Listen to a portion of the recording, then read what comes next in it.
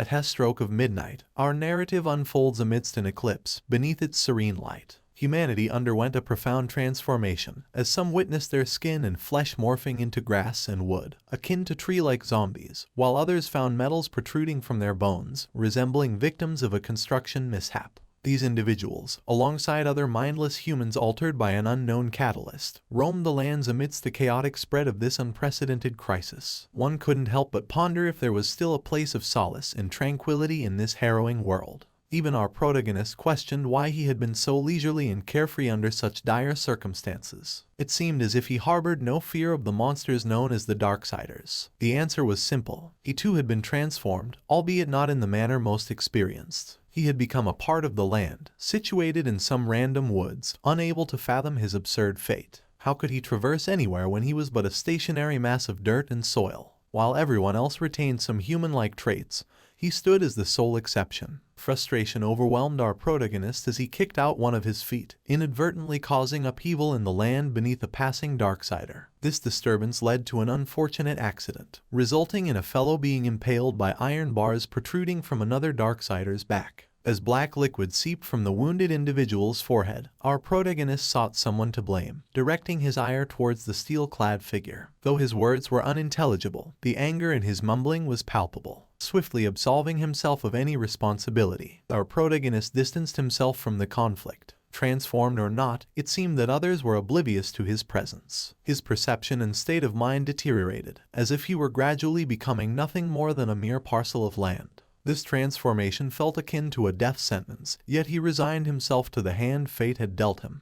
Lying down in acceptance of his impending demise, not far from his chosen spot, a woman ran for her life. A young student with green hair, she appeared flustered, her flight from the monsters having lasted quite a while. Doubt crept into her mind, questioning the existence of normal humans amidst the chaos. Her frantic run led her to the piece of land where our protagonist awaited his fate. Here, he caught a glimpse under her skirt, a sight that momentarily revitalized his deteriorating state of mind. Realizing that waiting for death was futile, he resolved to rise again. However, in his excitement, he inadvertently tripped someone above him once more, causing the young woman to land face first in a rather rough fall. Though the girl emerged unscathed, our protagonist experienced a revelation akin to a gospel. The sensation he felt was one of the three great desires of humanity, proof of being alive. It appears that even in his grounded form, there are emotions that serve as reminders of his humanity. While he revels in the intricacies of human existence, the abrupt experience of being unexpectedly knocked down is far from pleasant.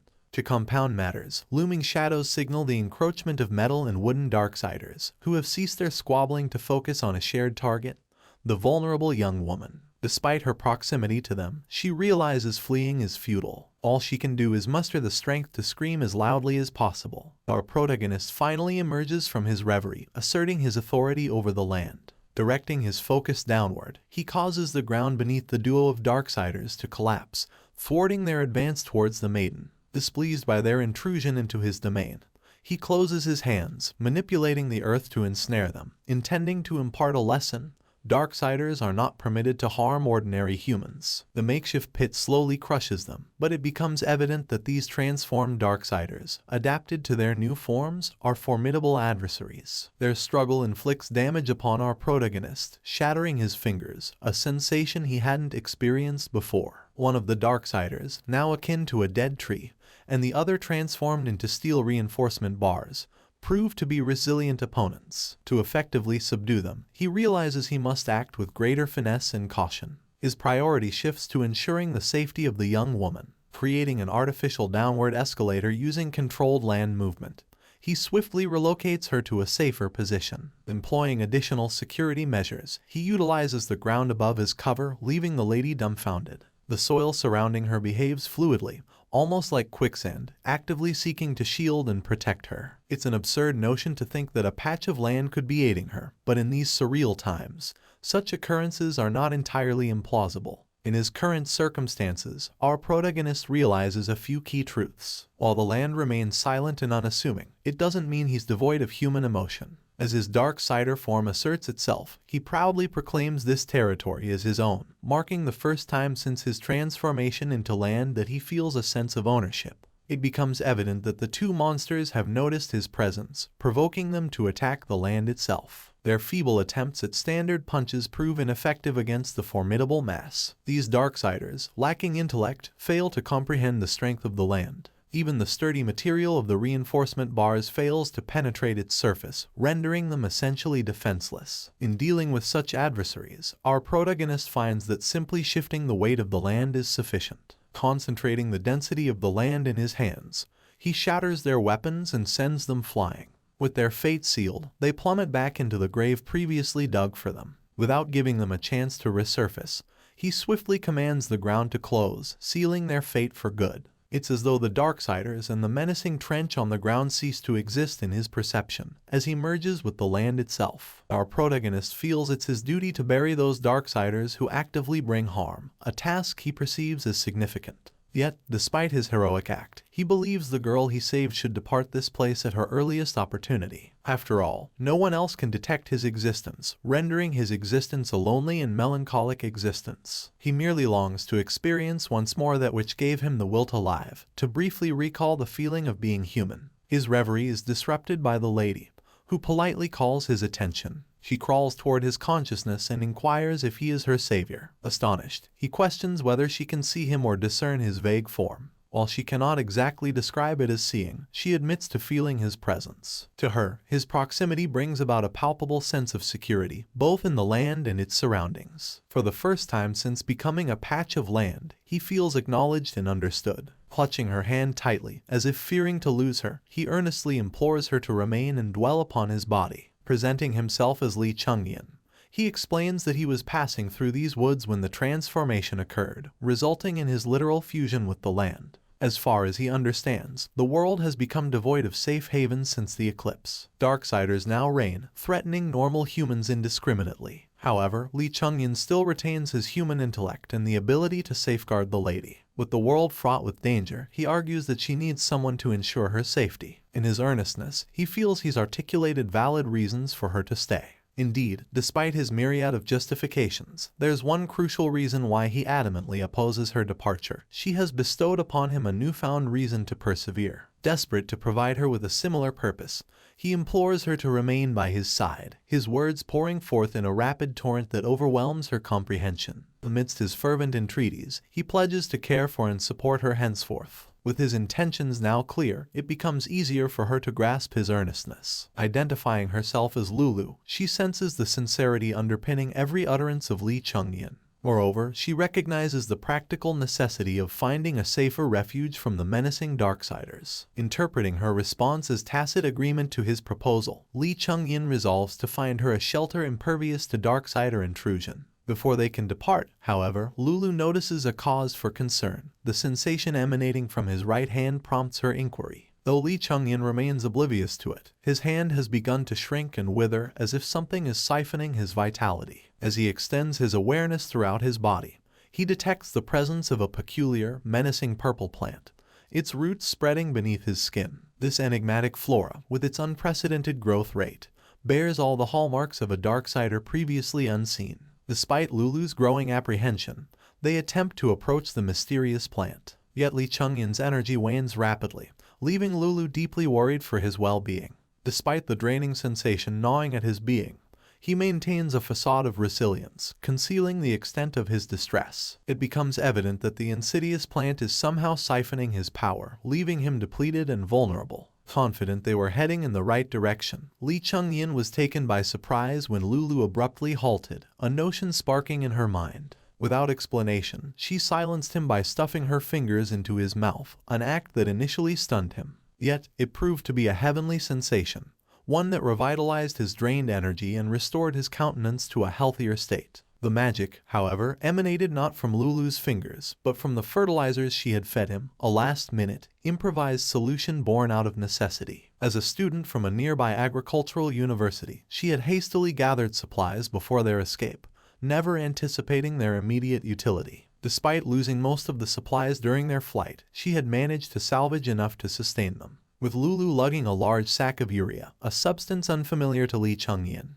he expressed his heartfelt gratitude for rescuing him from the brink of total depletion. She seemed to be his fortuitous guiding star, though the effects of the fertilizer proved transient. Lee Chung-yin's hands began to shrivel once more, resembling those of an elderly man. The underlying problem remained unresolved, necessitating swift action to locate the source before it was too late. Time was of the essence, evident from Lee Chung-yin's increasingly feeble condition. After a time, they arrived at the vicinity of the mysterious plant, opting to assess the situation from behind some foliage, wary of what they might encounter. The mere fact that a diminutive purple plant, just a few centimeters in length, could siphon Lee Chung-yin's essence at such an alarming rate perplexed Lulu. This botanical anomaly defied anything she had encountered during her studies at the university. One chilling possibility loomed: plants themselves might undergo a transformation into Darksiders. While this theory held merit, Lee Chung-yin's substantial form as a piece of land seemed incongruent with the notion that a slender stalk could drain him dry.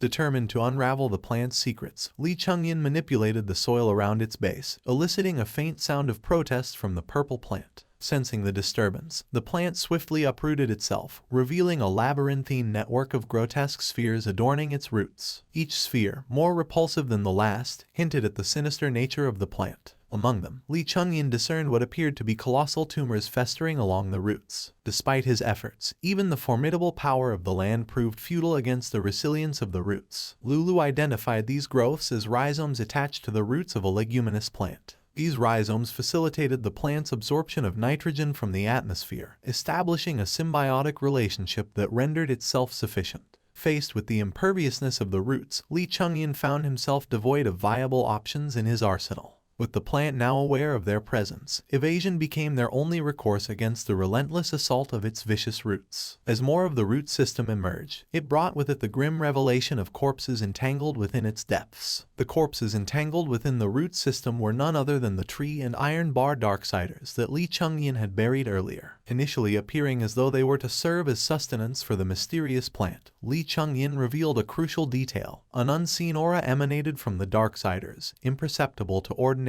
individuals. This ethereal energy steadily flowed towards the plant, fueling its transformation. Soon, the plant blossomed into a grotesque, fully realized Darksider, its appearance mirroring that of its predecessors. With a cacophonous toot, the transformed plant primed one of its roots for attack, aiming directly at Lulu's heart. Acting swiftly, Lee Chung-yin leaped to shield her, his stony body absorbing the impact. Despite the apparent severity of his injuries, Lulu remained unscathed, her safety paramount amidst the chaos. The plant's assault, however, persisted, its dense root lumps poised to deliver a devastating blow. Urging Lulu to flee, Lee Chung-yin braced himself for the onslaught, knowing his own survival was uncertain. As the ball sack descended, Lee Chung-yin's form crumbled under the force of the impact. Though his external injuries appeared grave, he knew they wouldn't prove fatal. Yet, faced with overwhelming odds, he resolved to buy Lulu precious time to escape. With a final plea, he implored her to flee, emphasizing that his plight was his alone to bear. If he involved Lulu in this madness, how could he even broach the subject of protecting her and sharing a living space? She felt his sincere feelings deeply, yet she remained still as he delivered one final warning against underestimating the attacks of a Darksider. His shouts appeared to go unheeded as 4 root assaults were already hurtling towards the unmoving young woman.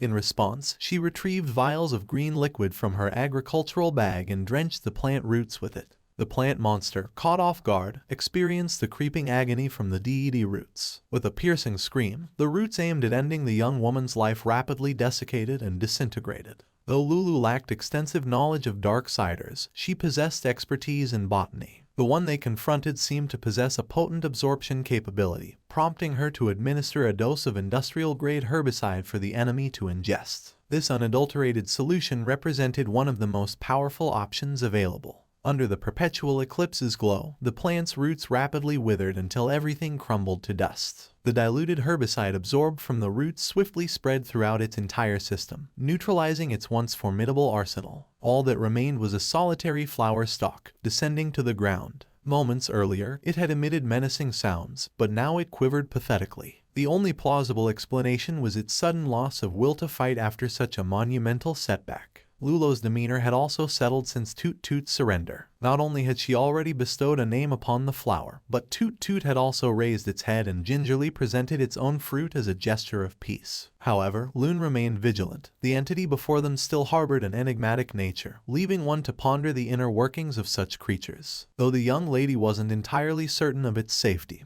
her affinity for plant life outweighed her apprehension towards transformed humans. Toot Toot's ruminations were discernible, evident in the innocence conveyed by the flower's smile, indicating a benign intent despite its earlier transgression. Lowering itself into the ground, Toot Toot offered a gesture of apology, further solidifying its surrender. It appeared that Lulo had comprehended the gravity of the situation, particularly after a threat to her life. Toot Toot's demeanor had notably evolved to be more akin to human behavior. Upon closer inspection, Lulu determined that the offerings were not fruits, but rather stem tubers. This revelation suggested that Toot Toot might have transformed from a potato-like entity. Meanwhile, as Lunyan swiftly recuperated, she busily inspected the offerings, searching for untainted pieces. Discovering a promising specimen, she cautiously sampled a small portion, much to Lung Chunyan's dismay. Rushing to her side, he anxiously ensured its safety, finding its taste familiar and confirming its edibility. Nonetheless, he suggested that cooking it would be a prudent measure. Other than receiving Lulu's seal of approval, Lung remained concerned about potential fringe poisons. If she displayed any signs of poisoning, he wouldn't hesitate to induce vomiting to expel the toxin, despite her not having swallowed anything. Imparting one final warning to Toot Toot, Lung cautioned the plant against excessively draining nutrients from the soil. Its access would be permitted only with Lung Chunyan's consent, reflecting a degree of successful taming. Curiosity piqued, Lung harbored questions regarding the substances absorbed by the voracious plant from the bodies of Darksider humans. Dubbed as Dark Element due to its murky hue, Toot Toot demonstrated an ability to manifest small orbs of this substance seemingly out of thin air. Intrigued, Lung extended his hand to examine the dark element, only to experience a sudden surge of energy as it infused into his body, granting him the ability to perceive unfamiliar voices conversing around them. As Toot Toot continued its repetitive refrain, Lung Chunyan gradually deciphered its speech patterns, realizing the flower's inquiry about the taste of the dark element. It appeared he now possessed the capacity to comprehend the flora growing upon his person. Could this be the influence of the dark element? Toot Toot elucidated that it facilitated transformations in Darksiders. It imbues them with strength. Speaking of strength, the emergence of an uninvited guest into their midst signals a test of their capabilities. Another Darksider, its entire body seemingly composed of wood, enters the fray. Lunyan, attuned to his surroundings, sensed its approach well in advance, his vigilance extending throughout the land he commanded. The hapless intruder met its end swiftly, impaled by multiple earth spears before it could even make a move. Unaware of the approaching threat, Lulu's startled reaction prompted reassurance from Lum, who had been forewarned by the plants of the Darksiders' impending arrival. With the absorption of the dark element, his dominion over the land had surged, granting him unparalleled control. He bid farewell to the failed assailant with a succinct rest in peace, manipulating the very soil to consume the wooden assailant entirely. As the defeated Darksider became sustenance for the land, a sinister vapor rose from the earth, its essence assimilated into Lung's being. This phenomenon confirmed the pervasive presence of the dark element within every Darksider. Even in death, its influence lingered. Continuous absorption of the dark element promised further augmentation of his power, offering a glimmer of hope for survival in the face of adversity. With the threat quelled, Lulu's anxiety began to ebb, her concern shifting to Lung's well-being. Observing him unharmed, she pondered over an earlier fear that Toot Toot had somehow endangered him. Curiously, Toot Toot seemed to harbor opinions regarding Lulu's response to the situation, questioning her apparent lack of fear towards Darksiders and her acceptance of the current circumstances. She attempted to elucidate her fearlessness by recounting her upbringing amidst the soil, where she became intimately acquainted with farm life. Toot Toot, displaying a surprising level of intelligence akin to humans, suggested the notion of sharing dark elements with Lung Chunyan for mutual coexistence. Despite Toot Toot's aversion to physical contact, Lung approved of the coexistence plan, bolstered by his enhanced control over the land's nutrients. However, before proceeding, he sought clarification from Toot Toot regarding the origin of the tiny orbs of dark element. To his inquiry, Toot Toot promptly responded that the dark element originated from the light, as if it were a self-evident truth under the perpetual glow of the eclipse sky. This revelation dawned upon the duo, linking the eclipse to the enigmatic dark element. Urgently, Lung instructed Lulu to seek shelter under the shade of a tree, away from the pervasive light. Fortunately, her instinct to remain in the shadows during their flight proved advantageous. This realization hinted at a profound truth. The transformation of humanity was not an isolated incident but an ongoing process, inexorably tied to the perpetual eclipse. As Lulu grew more accustomed to her perch atop Lunyan, she eagerly explored the land and its environs, leading them to an area where traces of past cultivation lingered.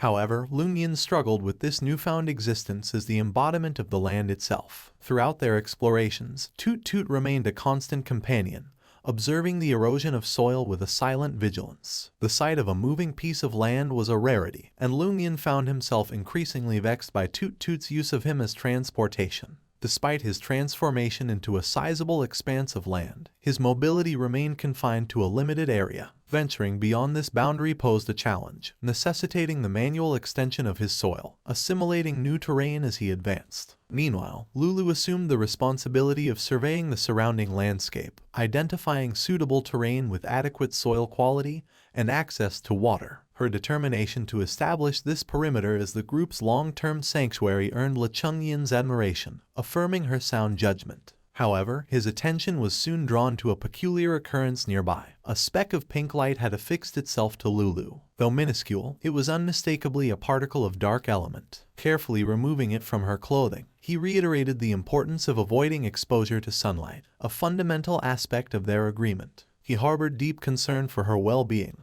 adamant that she not suffer the same transformation he endured due to the dark element. Lulu's discomfort at being referred to as a monster unsettled him. She had always viewed him as human, despite his altered state. Toot Toot observed the exchange silently, oblivious to the underlying emotional nuances. Understanding the limitations of expecting a leguminous plant to grasp human emotions, Lulu awkwardly changed the subject. Changing the subject, Lulu presented the seeds she deemed most suitable for initial planting from their supplies. These seeds, prized for their rapid growth and edibility, represented a crucial step in securing a sustainable food source, a paramount concern for survival. After transferring the seeds to Lechungyan's care, he began the process of coating them with a measured amount of dark element. As Lung gradually expanded his domain, he recognized the importance of experimenting with agriculture firsthand.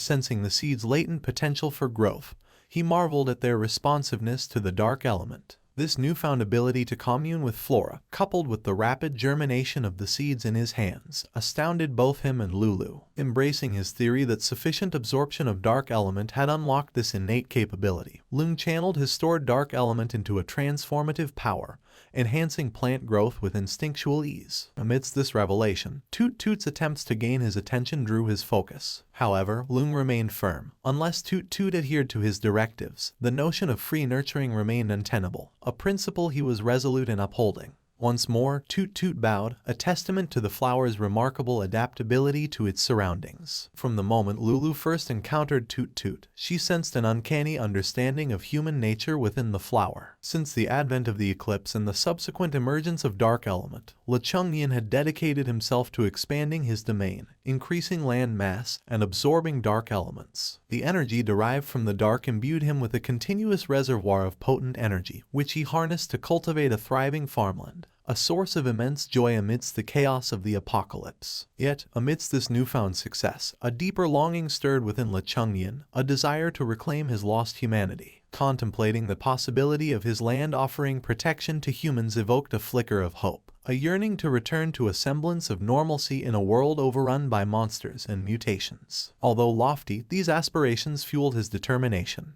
Toot Toot, a constant companion, provided a curious diversion. Lung questioned whether the flower preferred the company of its own kind, to which Toot Toot's response was not an answer but an alert to nearby human activity, real humans, like Lulu. This revelation stunned Lung. The presence of genuine humans amidst the chaos was indeed significant. However, Toot Toot added a concerning detail. A sizable group of dark element wielders was also on the move. The human activity signaled a group of 3 individuals fleeing through the woods, pursued by Darksiders. This formidable Darksider had evolved to sport numerous protrusions adorned with razor-sharp blades, making it a foe to be reckoned with. The humans, weary from their prolonged flight, found themselves on the brink of exhaustion. Despite their distress, vocalizing their fear would only attract more Darksiders. Leading the trio was a resolute figure, Qingwen, whose stern demeanor belied his sensitivity. Blaming the pink-haired lady, Lu Fangyuan, for their predicament, Her insistence on returning to aid Lulu after a distress signal, the dependable leader displayed a pragmatic albeit callous outlook. As fatigue slowed their pace, one member of the group, the bespectacled nerd named Chung Jun, found himself lagging behind, the blade Darksider relentlessly closing in. A momentary lapse in focus led to a near miss, as the Darksider's blade narrowly avoided striking Chung Jun. However, as he stumbled and fell, the situation grew dire. Helpless, his companions, Lung Yuan and Qingwen, could only watch as their friend faced imminent danger. Yet, in a miraculous turn of events, as the Darksider poised to deliver its lethal blow, its entire form inexplicably froze, halting its assault mid-motion. Sensing the intervention that halted its assault, the Darksider turned its head, seeking the source of this unexpected interference. But Chungyin, quietly manipulating the land, seized the opportunity to ensnare the monster's leg, immobilizing it momentarily. Amidst the chaos, he overheard the humans mentioning Lulu, an intriguing connection that warranted exploration. Recognizing the urgency of the situation, Chungyin resolved to rescue them, determined to uncover the truth behind their association with Lulu.